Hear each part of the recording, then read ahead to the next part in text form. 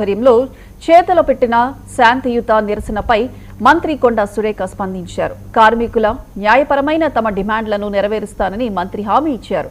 దీంతో గత కొన్ని రోజులుగా దీక్ష చేస్తున్న చేనేత కార్మికులు నిరసన విరమించారు. కాంగ్రెస్ ప్రభుత్వం ప్రభుత్వం రేవంత్ రెడ్డితో మాట్లాడి చేనేత కార్మికుల సమస్యలను త్వరలోనే పరిష్కారం తీసుకొస్తామని మంత్రి వెల్లడించారు.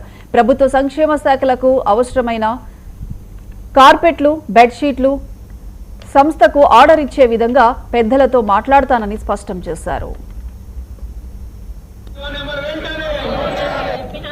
వాటి మీద ఒక భరోసాతోటి మరి 7 రోజులుగా కొనసాగిస్తున్న ఈ రిలే నిరాహార దీక్షను ఈ రోజు ఆపుతున్నందుకు మరి నా కుల బాంధవులందరికీ కూడా పేరు పేరున హృదయపూర్వక నమస్కారాలు తెలియజేస్తూ మరి ఈ రోజు నుంచి మీ ప్రతి సమస్యను నా సమస్యగా తీసుకొని ముఖ్యమంత్రి గారు నోటీసుకు తీసుకెళ్లి 100% మీకు ఇబ్బంది కలగకుండా చూసుకునే బాధ్యతని తీసుకుంటానని మళ్ళీ ఒకసారి మీకు భరోసా ఇస్తూ అందరికీ కూడా పేరు పేరున ధన్యవాదాలు తెలుపుకుంటూ మరి ఏదైతే నేను చెప్పిన వాటి మీద